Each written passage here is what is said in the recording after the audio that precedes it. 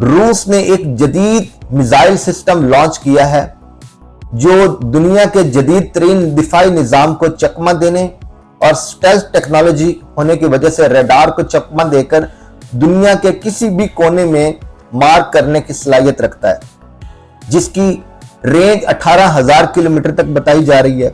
अगर 18,000 किलोमीटर तक वाकई ये रेंज सच साबित होती है तो फिर रूस के पास वो पहली बार वो टेक्नोलॉजी आ जाएगी कि वो दुश्मन के रडार को चकमा देते हुए दुनिया के किसी भी कोने पर अपने मिसाइल सिस्टम से वार करने की सलाहियत रखेगा।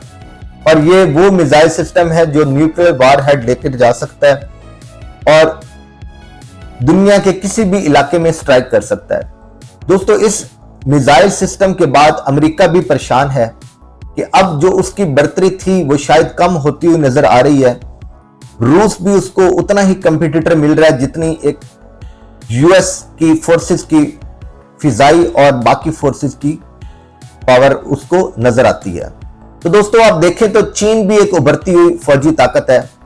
अब अगर देखा जाए तो दुनिया यूनिपोलर की बजाय बाइपोलर की तरफ जा रही है।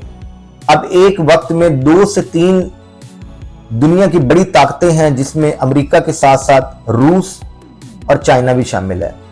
तो दोस्तों, अब आने वाला वक्त बताएगा कि क्या एक बार फिर से सर्द जंग का आगाज हुआ चाहता है अमेरिका और रूस के दरमियान, या फिर अमेरिका अपनी सुपीरियरिटी और अपनी बढ़तरी को इसी तरह बरकरार रखते हुए दुनिया की वाहिद अकलौती सुपर पावर कहलाने का हक रखता है।